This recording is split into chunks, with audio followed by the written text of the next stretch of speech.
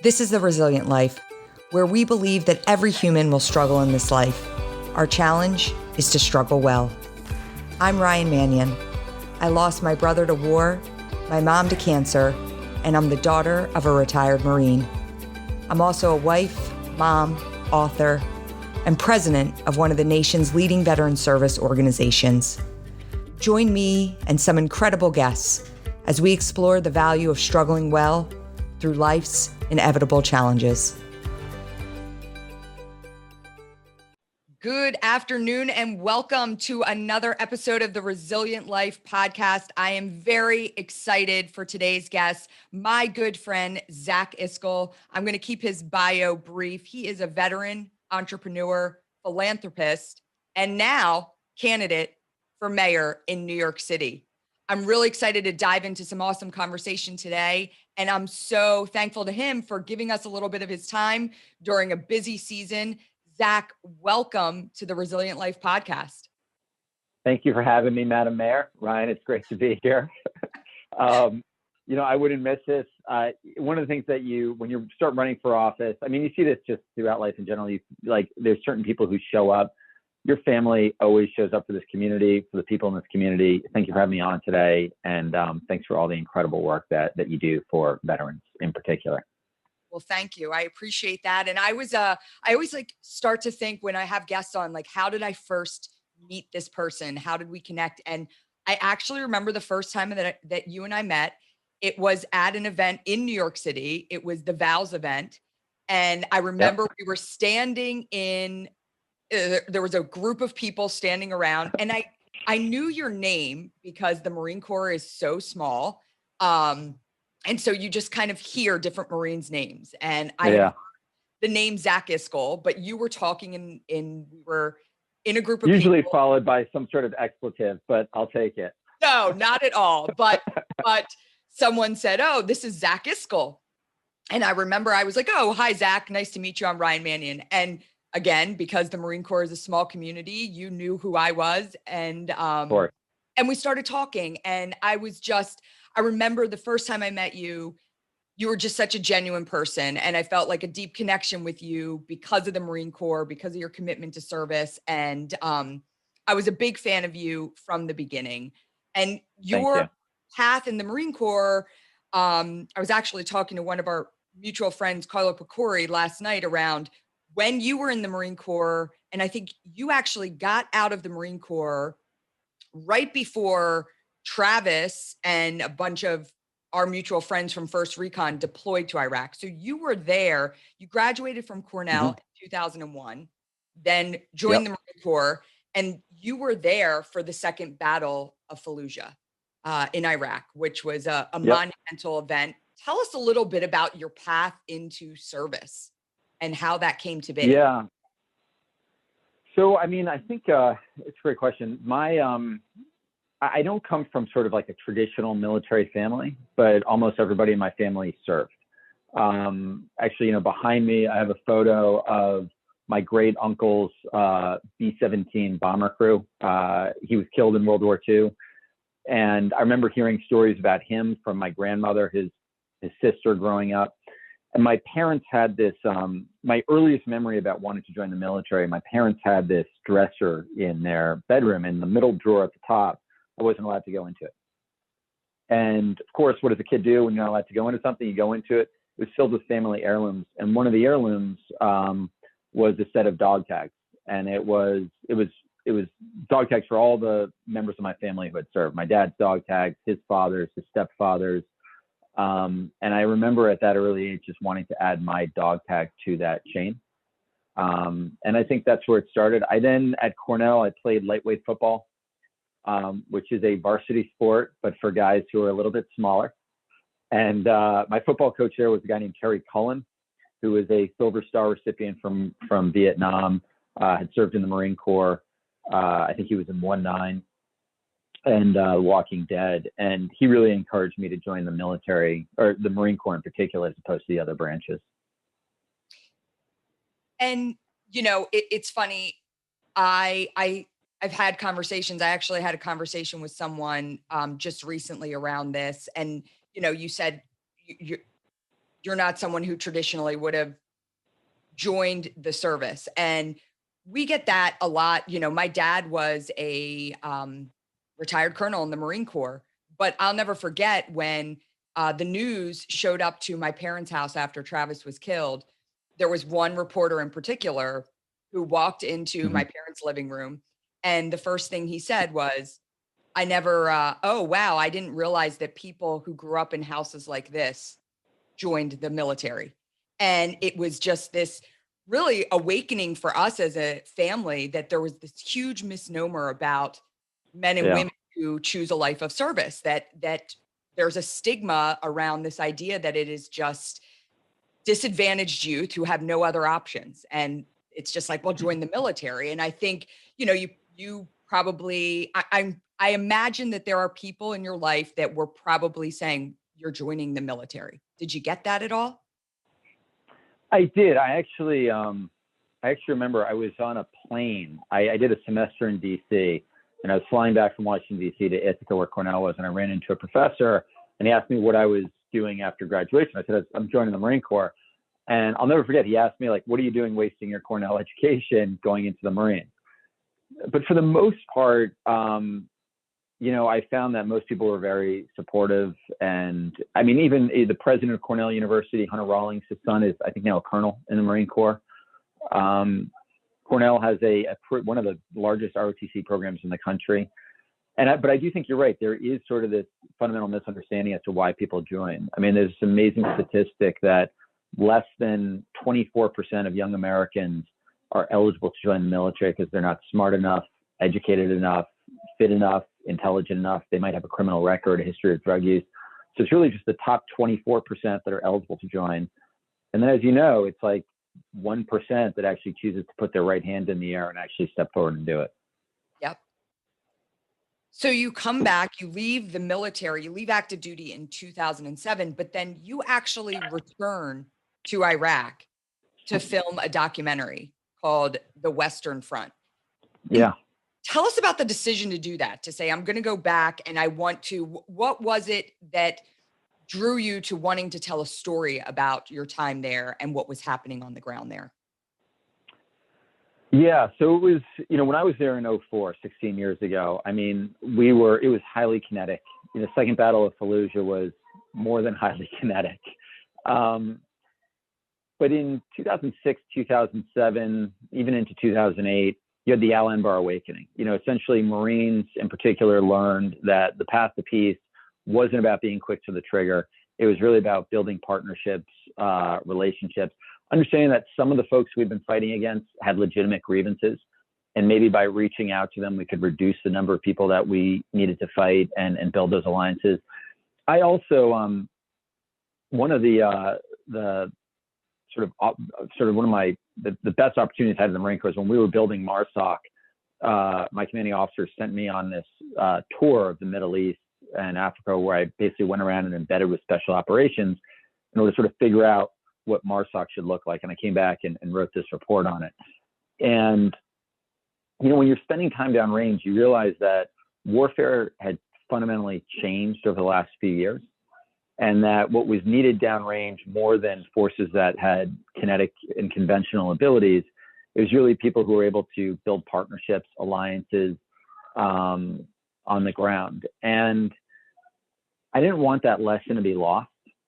I wanted to make sure that the next time we go to war, that those hard-earned lessons that cost a lot of blood to learn, that we weren't forgotten. And so that was really the impetus for me going back to Iraq as a filmmaker in 2008, 9, and 10. I think it's so interesting that you frame it that way because I would say that one of the things I know for my family that we're most proud of in what Travis did as a Marine is not the, quote unquote war fighter things that people talk about Travis as a Silver Star recipient, the actions on his last day. I mean, the proudest moment for my family was when we had a video sent back and they shared this story in Iraq of, because Travis was embedded with the Iraqi army, helping to train and lead them. And they talked about the memorial they had in Iraq for him, the Marines, and they said it was this really jaw-dropping moment where they were holding the memorial, and out of nowhere, the doors busted open, and all of these Iraqi service members started walking in. Yeah. And at first, the colonel that was there said, at first they got really nervous, like, wait, what's happening? And the Iraqi colonel walked up to the podium with a translator and shared this story about Travis, how he did such an incredible job of bringing the two forces together. And so, Yeah. I think of the fact that my brother was a Marine, but he was also a humanitarian. And I think he understood the importance, like you said, of these partnerships, of reaching out, of creating these alliances. And, I never got a chance to talk with him about that, but I know that was important what he was doing. Well, he was, you talk about, when the first time we met, I had known who your family was. I had known about your brother for years, just because of his reputation and because of the type of leader that he was, both at the Naval Academy, in service. He was one of those guys who you heard about his name, and it was because of that character, that personality, that ability to sort of transcend cultures and language barriers. As you said, even more so than his heroics in combat. Yeah, absolutely. So what I love about what you have done and the path that you have created through your life is that you came back, and it's actually funny because while I know you very well, of course, I did a bunch of research and read a bunch of articles about you leading into this conversation.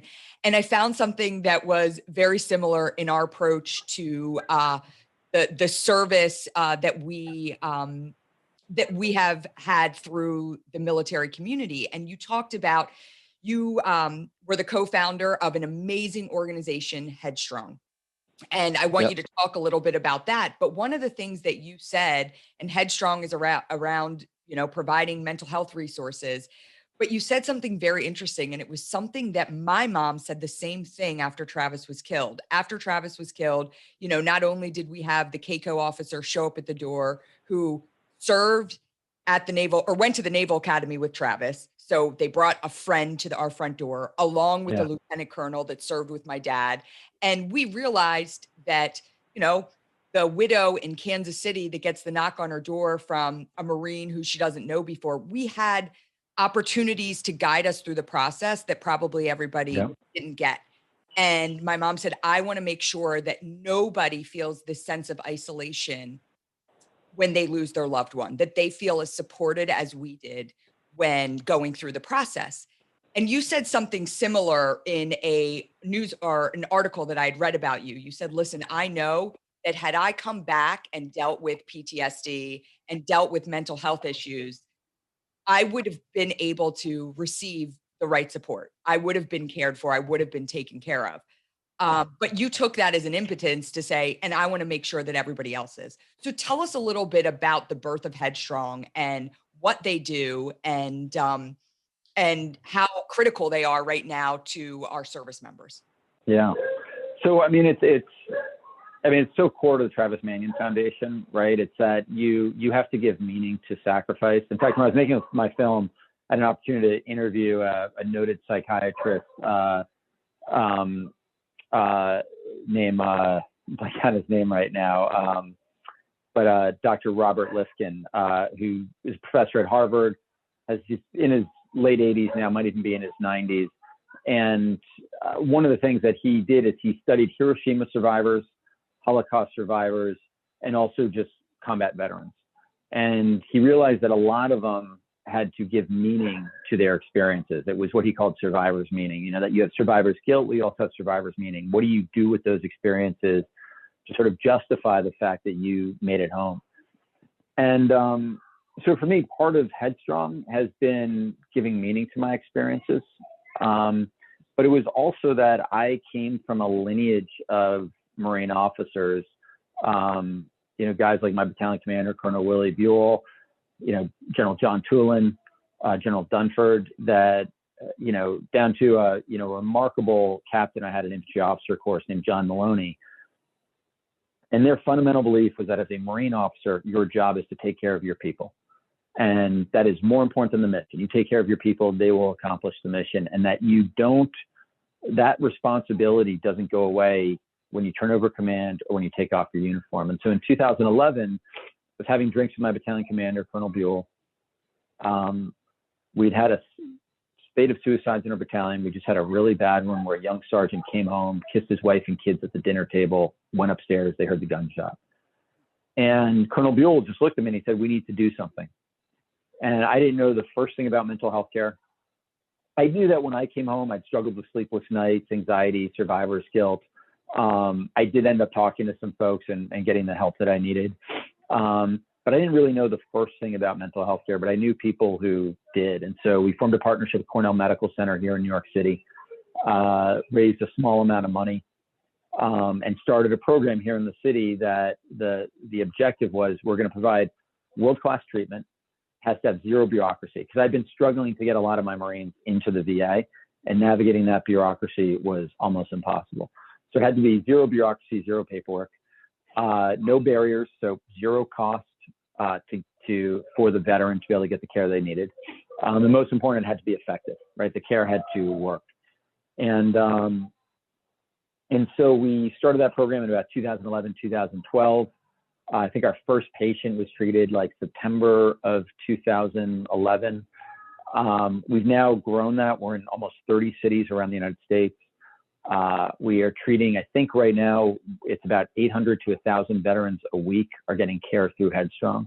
So it's turned into one of the leading and largest providers of mental health care in the country. And what we've learned is that if a veteran has the courage to get help and they step forward and they get the right help, post-traumatic stress, unlike a lot of other mental illnesses, is treatable. You can recover from it.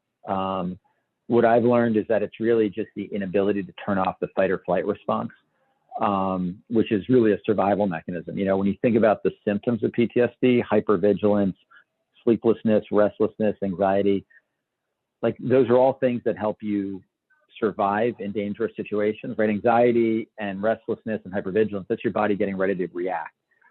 And so those are things that make you good at combat. Or if you're about to step onto the wrestling mat, or you're about to go, play in a football game, that anxiety is helpful. The problem is when you come home from war, you need to turn that off. And if you can't, that's what post-traumatic stress is. And that with the right treatment, you can turn that off in order to get back to being a good parent, a good spouse, a good child, right, to your parents, whatever it may be. Absolutely. And what I love about Headstrong, and we are at the Travis Manion Foundation's incredible advocates for the work you do, refer a lot of our veterans there when they're struggling. And I love our partnership and the work that we do together. But I also love that how you've taken, this taboo subject in terms of veteran mental health, and you've really done a great job in pushing away the stigma. And I think when I look at Headstrong and look at some of the campaigns you've done, you're taking these Marines and service members that are known. They're known within this community, but they're not known for their struggles with mental health. And you're putting them in the forefront. And all of a sudden you're like, you can almost feel the wheels of these younger service members that are struggling. And they're like, wait, that person's dealing with mental health issues. And so I love the marketing campaign behind what you do at Headstrong, because it's important. It's important not to just say, hey, it's here, come get free, no cost mental health services, but also to say like, hey, I'm Zach Iscol and I got some help too, and for sure. I fundamentally believe that the stigma associated with mental health, and also just and I don't like using this word, but the ignorance or lack of knowledge about what post-traumatic stress is, has probably killed more veterans than post-traumatic stress itself, right? That if the lack of willingness of veterans to step forward and get help, the lack of familiarity, that like they get a lot of anxiety when they go out in public, they get hypervigilant, but they seem to think like after 1 or 2 or 3 beers that goes away. They don't make the connection that that's called self-medicate, that alcohol is subduing the symptoms and that's a dangerous spiral. And it's just like providing that framework and that education and familiarity. It's so important to overcoming this disease. Incredibly important. And again, you guys do incredible work. through Thank you. Headstrong, helping to combat that. So, okay, let's switch gears a bit, and of course, we need to talk about COVID-19, and COVID hits, and there's a Yeah. lot going on. Us as an organization at the Travis Manion Foundation, we had to shift real quickly to bring our mostly face-to-face programming into a virtual environment, and I will not forget, I was sitting there and I'm scrolling through, I don't know, Facebook or Twitter, and I see a news article, and there's the deputy director of the Javits Hospital in New York City running operations during COVID, and there's Zach Iscol. And you worked to create a makeshift hospital to house COVID patients. Yeah. So again, a problem exists and you dive right into it. Tell us a little bit about that experience, and why you felt it was important to kind of step forward during the pandemic. I mean, again, it comes back to like the ethos of the Travis Manion Foundation, right? If not me, then who? And, at the height of this pandemic, I was losing my mind, not being able to help. The hospitals were getting overrun. I knew doctors and nurses that were on the front lines fighting. I ended up working with a group of other business leaders to help source equipment and supplies for hospitals. It's all pro bono. Everything we sourced was done as a donation. There was never any money exchanging hands. And I helped get, I think it was like 3,000 or 5,000 N95 masks for Brooklyn Hospital. And one of the doctors there who worked in the emergency room called me to thank me. And I just asked her how it was going. You could hear in her voice that it wasn't. She was a single mom. This was around March 24th, 25th. My son's 6-year birthday was on March 25th. And so it was right around then. And she hadn't seen her daughter since March 8th because she had been working, treating COVID patients, didn't want to expose her daughter. And again, she's a single mom. And for some reason, I've deployed with people who have been away from their families, but this was just different. Like, imagine going into work on March 8th, saying goodbye to your daughter, and then your daughter's 4 years old and doesn't understand why you're not seeing her at the end of the day, right? Why is she not? And I couldn't stop thinking about it. I had a really good friend from the Marine Corps who is helping run state operations for the response, a guy named Pete Kiernan. So I reached out to Pete and I just said, what can I do to help? He put me in touch with some other folks in the governor's office, and I ended up going to Javits Medical Center as a volunteer. And, when I arrived there, it was a very familiar environment, right? It was a task force environment. I think we had 28 federal, state, and city agencies working there. And when I walked in, I just saw nobody was talking to each other. Everybody was siloed in their own little sort of pods. And then also we didn't really even have the capacity to treat patients there. We weren't even allowed to treat COVID patients at this point, but Javits initially was set up with about 2,000 beds. It was something called a federal medical shelter, which is a FEMA construct used to house people during hurricanes and earthquakes, but it's not a hospital. And, so I ended up calling a meeting with some of the smartest doctors, some of the heads of these meetings. And I just said, what can we do here to be helpful? Right? We have all these resources, all this capability, just what can we do to be helpful? And there was a number of things that iteratively we sort of started to develop, but ultimately it came down to, we need to start treating COVID patients here if we're going to be helpful. So that led to the process of us getting permission to treat COVID patients from Albany, from Washington. And then we had to build a COVID hospital, and the team there did that in about 5 days. ICU beds, oxygen, pulse oximetry, pharmacy. It was remarkable. And we ended up treating almost 1,100 New Yorkers.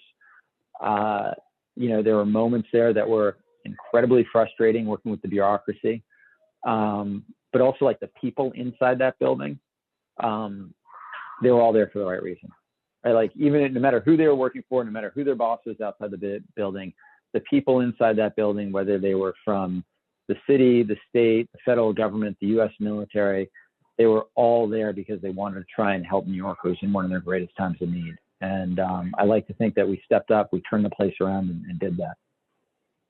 I think it's incredible. And I was so proud to see you step Thank you. up in that role. And especially, listen, New York has been, again, ground zero for Yeah. another national emergency. And all eyes have been on particularly New York City during this pandemic. And, here we are now, we're in wave 2 of COVID. Right. And it's like, eh, I think at this point, it's almost a little bit harder, because you look at it from, I remember in March when everything kind of kicked off, I kept saying like, oh, the kids are out of school. Okay, well, all right, well, we're going to get some stuff done around here. The kids will be out for a couple weeks. We're going to work through this. And Yeah.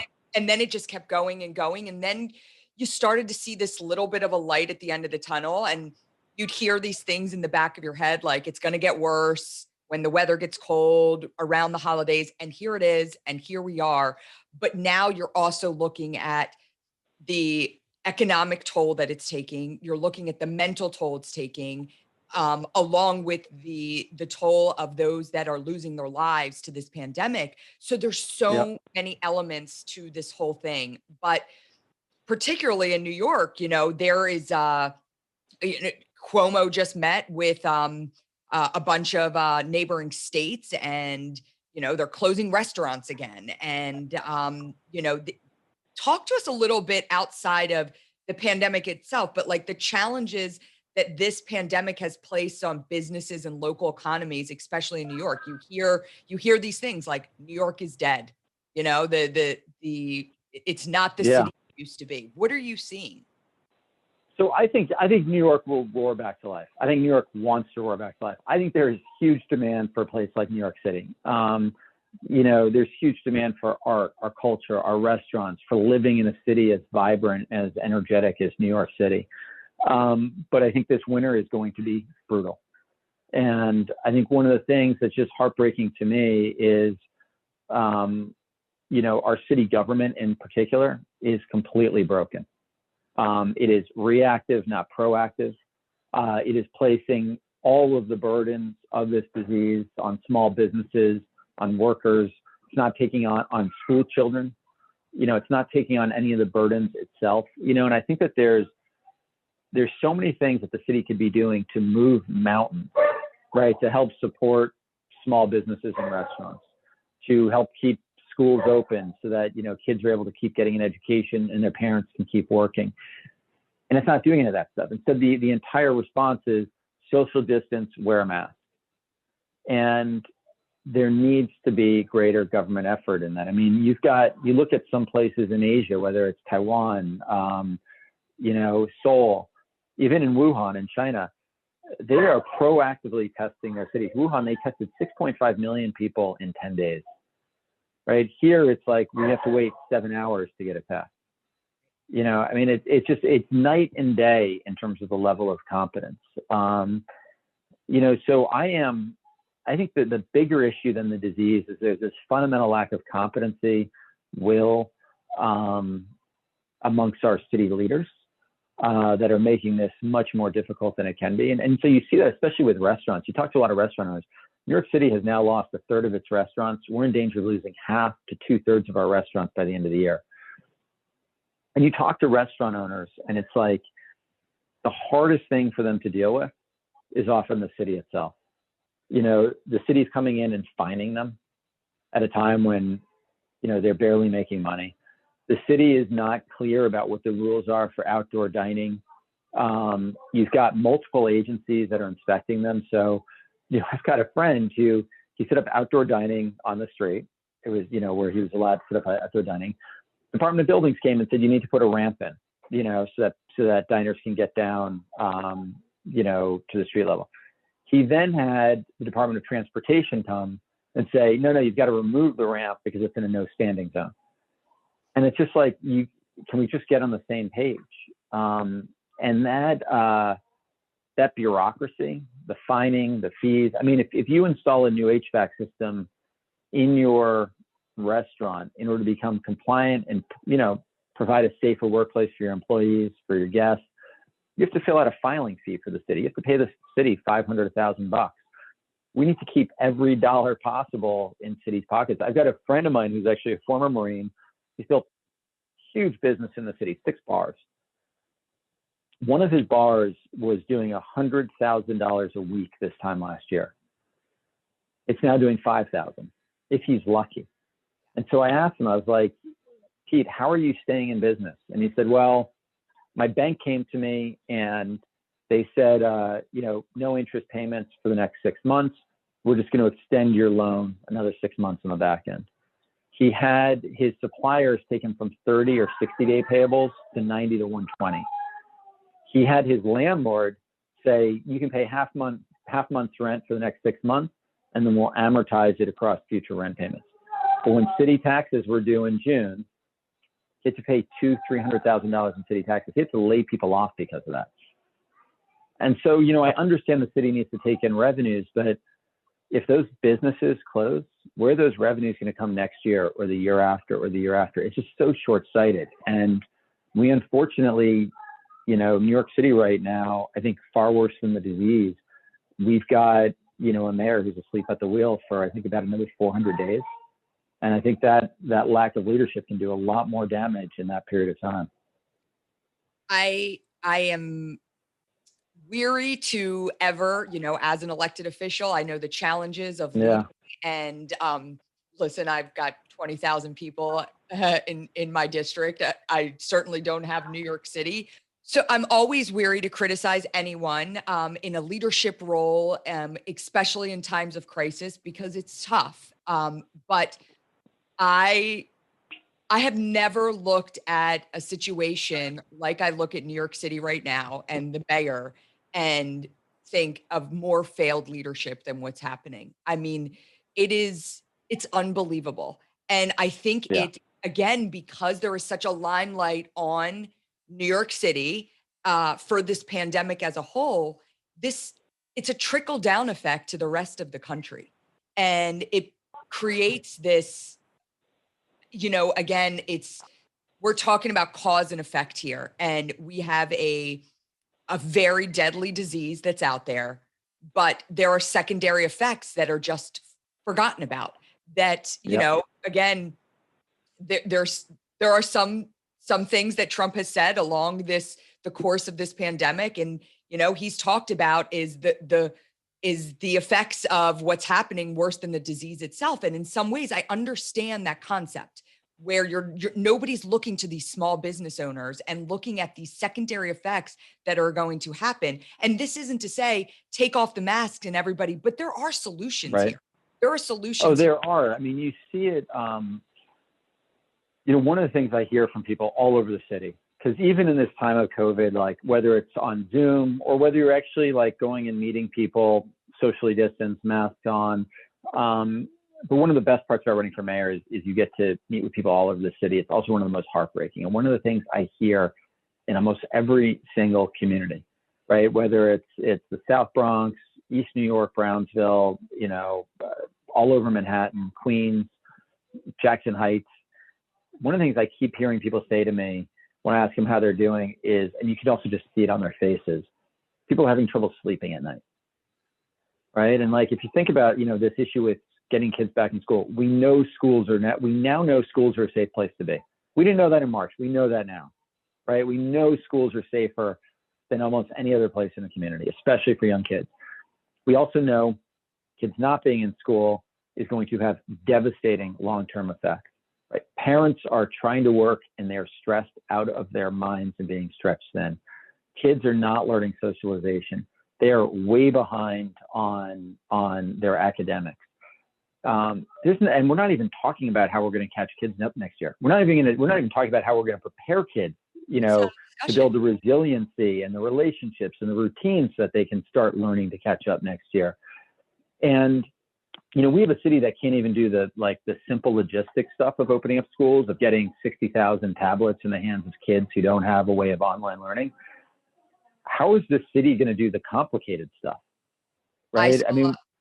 I saw a horrible video, and it was actually from New York City, and it was a high school student, and she was sitting at a table, and her little brother, who was also virtual learning, was videotaping Yeah. her because she wanted to show proof of, and again, this is not a knock on New York City teachers. Yeah. They're doing God's work, trying to teach virtually, but her internet kept cutting out. And they were trying to show like she doesn't have good internet. So the internet kept cutting out, and her teacher was saying, you need to figure this out because this is the way it is. And you have to figure it out. And then she looked up and she goes, who are you looking at? And she goes, oh, my little brother. And she said, you need to be in a room by yourself in order to do this properly. And she said, but my brother's here by himself and I have to make sure that he's doing his schoolwork. Like all these challenges. But then I look at, I have 3 kids. My 2 youngest kids are a part of the Archdiocese of Philadelphia. So they go to a small Catholic school. They have been in school full time since the beginning of September. My other daughter is virtual. Now, there has been more COVID cases, and they do like a hybrid model at the virtual school. There has been more COVID cases at my daughter's virtual/hybrid school than there has at my younger kids' school, where they go every single day. There's been like 1 COVID case and no spread with the school. So it can be done. But again, I don't know that we're looking for these solutions, and we're looking to, it's all being given to us. Like, hey, schools are safe. So if we're following this idea of follow the science, schools are safe. So why aren't the kids in school? And I know that was there's also no will. I mean, when you think about like my great uncle's B-17, we were building B-17. It took 4 days to build that plane in World War II. We moved mountains. Like we could move mountains today, right? There's no will to. Well, there's no leadership to. Yeah, it's the easier way out. It's this idea of wear masks, stay 6 feet apart, and everybody stay inside until the vaccines are available. Well, that's not going to work. So, but you, again, stepping up and deciding, I'm not just going to sit here and watch what's happening in my great city and not be a part of the solution. You have decided that this year you are going to put your foot into the arena and run for New York City mayor. And again, we've talked a little bit over the last several months, but I've been keeping up with you through news articles. And again, my dad is an avid reader of the New York Post. He gets that delivered to his door every single day. And he texted me and said, did you see this? And it wasn't before, it was just this like tickler, I think, even in page 6. And it was like, Zach may or may not be running for mayor. And I was like, oh, please, true. And I texted you and I'm like, is this true? And you were kind of like, well, stay tuned, and I was like, okay, yes. And I was so happy to see that you stepped into this arena. But again, it's a hard place to be. And I think that, in some ways, because of your upbringing, politics is not foreign territory for you. But did you think this step into running for office, was it inevitable, or was it really a sign of the times and you really seeing a need right now to say, this is the time for me? Yeah, I've always thought about running for office. I always thought it was something that was in my future. I've always, a man can't live on bread alone. And I've always been committed to service in one way or another. Even, in the businesses I built, largely have been B Corps, the nonprofit work that I've done, my time in the military, and I think this is a continuation of it. But if you had asked me a year ago if I'd be running for mayor of New York City, I would have thought you're out of your mind. I have 4 kids, 3 dogs, I had 3 businesses, a nonprofit. I had my hands full with life. But, especially seeing just the dearth of leadership from the front lines of Javits, seeing that, New York City is unlike any other place in the world. New York City, in terms of the resources available here, New York spends $95 billion a year. It's more than 48 out of 50 states, almost as much as I think the next 12, 15, or even 20 largest US cities combined. And when you think about like those resources and that potential and how it's being wasted on potentially solving seemingly intractable problems, it was sort of a natural step out of some of the frustrations I had when we were turning around Javits Medical Center, in particular, working with the city, and just seeing all of this potential, all of these resources. And then you see, New York City is a town where, as wealthy as it is, 1 out of 2 New Yorkers have spent a year in poverty in the last 4 years. last year in 2019, we had more New Yorkers, including children, spending a night in a homeless shelter than at any point in time in New York's history. You've got businesses that have been existing on razor thin margins. The cost of living here is absurd. And I saw that there was I think it's because of our dysfunctional politics. I think it's because we need a new type of leadership. And I saw the potential for what that type of leadership can do at Javits, and that sort of thought process is what led me to think that now is the time, now is the moment. And I think the city and people in New York right now are ready for something different. I think they are very sick of the status quo of career politicians. We've seen where that has gotten us over the last 6 years. And I think we need something new to get us out of it.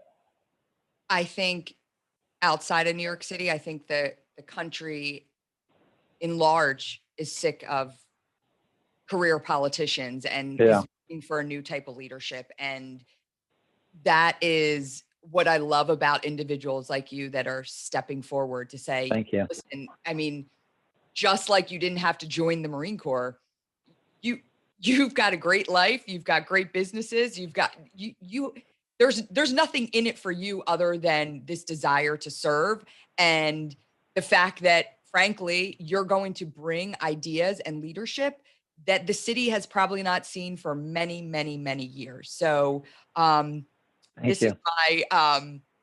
this is my heartfelt endorsement of your run for mayor. I am behind you 100%. Thank you, Madam Mayor. Yes. And I think you're actually my first official political endorsement, and it couldn't come from somebody better. So I'll take it. There you go. There you go. And, but I think, important for the listeners out there to understand that,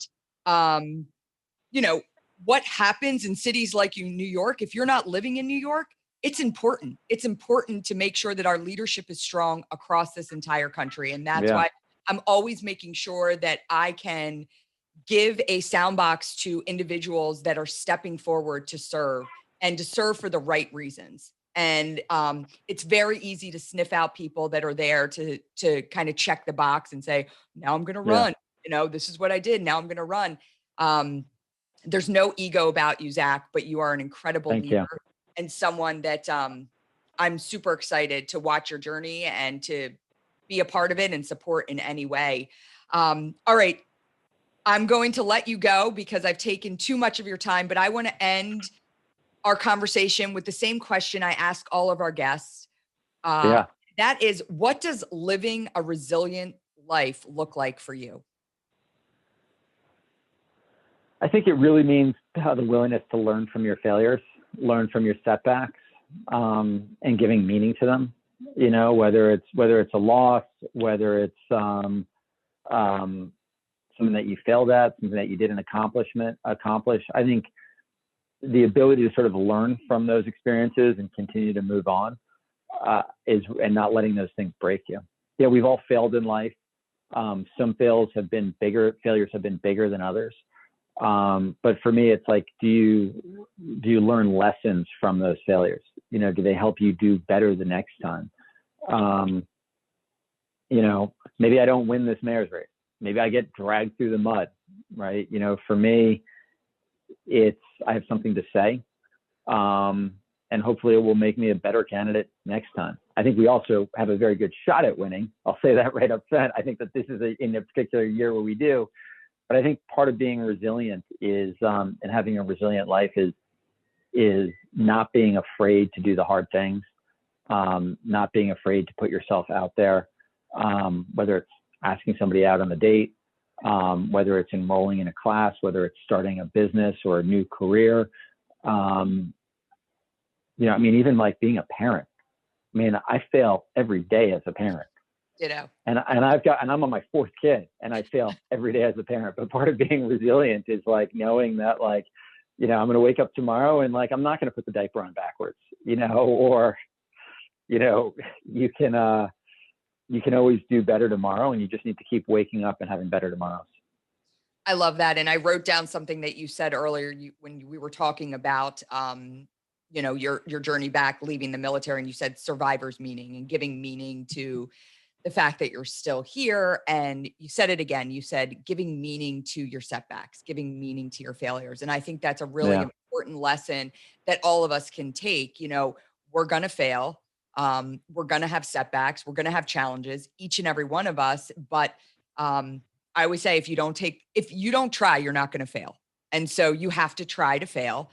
And if you do fail, you have to put meaning to that failure. So I love that message. I think it's one that is important for our listeners to hear. Put meaning to your setbacks. That's how you live a resilient life. Zach Iscol, I hope that we can bring you back when you are the New York City mayor, and I can say welcome to the show. I'll be here. Mayor of New York, Zach Iscol. Thank you. Can your audience keep a secret? Yes. I think your audience keep a secret. All right, so we're inside the circle right now with your audience. One of the things that I want to do, you know, the day of inauguration, which will be January 1st, 2022, I want to sneak into City Hall with a small group of Marines, and I want to raise the Marine Corps colors over City Hall. Well, we have a pretty large military component on this podcast that listens, so I think we're probably going to get a lot of inquiries about being part of that small group of Marines that helps you raise. I'm going to put Colonel Manion, your dad, that old warhorse, is going to be on the selection committee. Send your applications to Colonel Manion. Okay, I'll let him know. I'll share his email at the end of the show. Zach, thank you so much for joining us today. Thank you for your incredible leadership, not just in uniform, but outside of it, and for all you continue to do. And we'll put a link to some information about your campaign so people can look into it more and know where to find you and know where to donate and help you become the next mayor of New York City. Zach Iscol, thanks for joining us on The Resilient Life. Thank you, Ryan. It's great to see you. Give my love to the family.